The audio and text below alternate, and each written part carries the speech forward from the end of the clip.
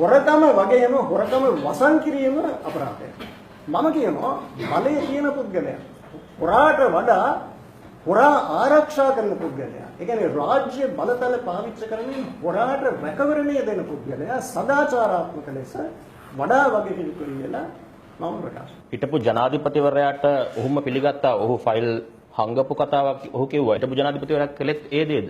නෑ. ඔහු තහුරු ආරක්ෂා කළා නේද ඔහු ඉන්නකොට? නෑ අපි ඒක පිළිගන්නේ නෑ.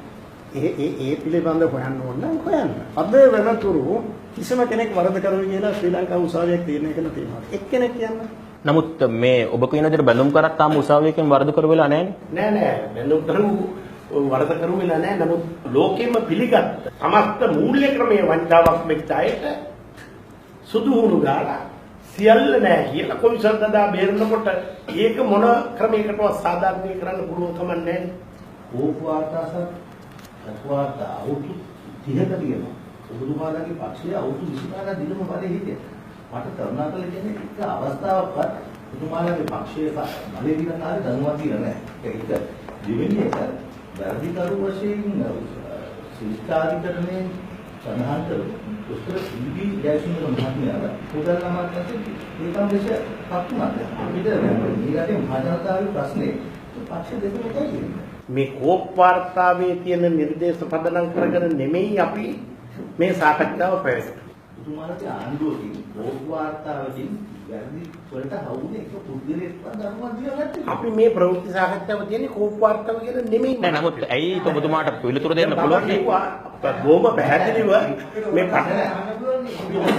ඔව් මම ඔබතුමාගේ මං අහන්නේ මේ රටේ මිනිස්සු අහන දේ. ඔව්. ඉතින් අපේ ආණ්ඩු කාලේ දැන් ආණ්ඩුවක විපක්ෂයක් තියෙනවා. පාර්ලිමේන්තුවක් තියෙනවා. කෝප් වාර්තාවක් ඉදිරිපත් කළාම ඒ සඳහා කළ යුතු කාර්ය කරන්න පාර්ලිමේන්තුව රැස් කරගන්න විවාද පවත්වන්න ඒ සඳහා ක්‍රියාමාර්ග ගැනීම කරන්න ඕනේ. ප්‍රජාතන්ත්‍රවාදයේ අනුව කවුරු හරි කරන්නේ නැත්නම් ඒක සඳහා බලපෑම් කරන්න ඕනේ විපක්ෂයේ විසින්. දැන් අපි විපක්ෂයේ භූමිකාව හරියට කරලා තියෙනවනේ. ආණ්ඩුව කියන්නේ ඒ දවස්වල කෝප් වාර්තා ගැන විමසුවොත් එහෙම සුදු වෑන්නේකින් තමයි යන්න වෙන්නේ. මොකද ගෙනිච්ච එක සුදු වෑන්නෙකුයි ඒක ගෙනිච්ච එක්කෙනයි ඔබතුමා මට කියන්නේ. මේන විට උසාවියේ නඩු කිහිපයක්ම තියෙනවා සුදු වෑන් වලින් මිනිස්සු උස්සන් ගිය ගැන. ඔව් ඒක ඔප්පු වෙලා නැහැ. ඔප්පු වෙලා ගැන උසාවියේ තියෙනවා. ඉතින් උසාවියේ නඩුවක් තියෙනවා. නඩු පවරලා තියෙනවා සුදු වෑන් වලින් උස්සන් ගිය කට්ටියට එරෙහිව. ඔව් ඉතින් එහෙම තොග වශයෙන් කවුරු හරි උස්සන් කියන අපි දන්නේ නැහැ අතට. අපි ආණ්ඩුවේ හිටපු ඇමතිවරු ලෙස මේ රටේ සුදු වෑන් වලින් මිනිස්සු උස්සන් ගියා කියලා අපි දන්නේ නැහැ. අපි දන්නවනම් අපි ඇවිල්ලා කියනවා. ඔබතුමන්ලා දැක්කේ නැද්ද අර මාධ්‍යවේදීන් ලසන්ත වික්‍රමතුංග එතකොට ප්‍රගීත් ටෙක්නැලිගොඩ විවිධ අතුරුදහන් වුණා ඝාතනය වුණා. එතකොට ඒවා මේවට සම්බන්ධ නැද්ද? එහෙම පරීක්ෂා කරන්න ඕනේ. ඒකනේ ගෙනිල්ල වෙල හොයන්නේ. හෙජින් ගනුදෙනුව ගැන හෙව්වත් ඇමතුමා දැන් ඒකෙදී ඒකේ ඔබතුමා පිළිගන්නවා පාඩුවක් වුණා කියලා ඔබතුමා පිළිගන්නවා. ඉතින් නමුත් එතනදිත් අපි දැක්කේ නැහැ. ඔබතුමන්ලා ඔය කියන විදිහට රටේ නායකයෝ ඉල්ලාස් වෙනවද? එතකොට ඔය සභාපතිවරු පවා ඉල්ලාස් වුණේ නැහැ.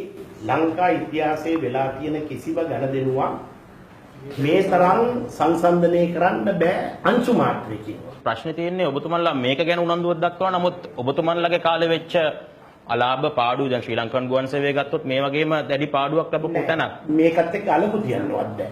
අලගු තියනවා කියන්නේ පොළු ගනිනකොට 100ක් ගන්නාම එකක් පැත්තකට දාපුවම මේකට කියන්නේ මම කියන්නේ ඒ වගේ වංචා රැසක් තිබුණාද? ඒව ගැන ඔබතුමන්ලා කතා කළේ නැහැ කියලා මම කියන්නේ. සියල්ල එකතු වුණා ඔප්පු කළොත් ඒ සියල්ල එකතු වුණා ඒවත් එක්ක හිතන්නවත් බැරි අලාභයක් මේ වෙලා තියෙන්නේ සමස්ත ආර්ථිකය. ජීල් පිරිසමතුමා ඔබතුමා මේ දිගින් දිගටම කතා කළා මේ මහ බැංකුව අධිපතිවරයා විදේශගත වීම හිටපු මහ බැංකුව අධිපතිවරයා විදේශගත වීම සම්බන්ධයෙන්.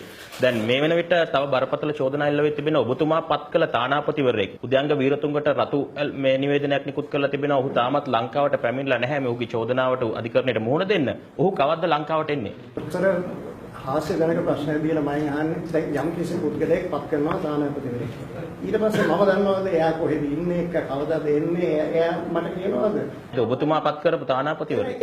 එදා පත් කරපු තානාපතිතුමා අද කොහෙද ඉන්නේ අද මොනවද? දැන් මේ දේම අගමැතිතුමාත් කියන්න පුළුවන්. ඒකයි ප්‍රශ්නේ. උදයංග වීරතුංග කොහෙද ඉන්නේ කියන එක මම දැනීමයි මේ සිද්ධියයි අතර කිසිම සමානතාවයක් තියෙනවද නැද්ද කියලා දෙන්න ගන්න මේක දන්නවා.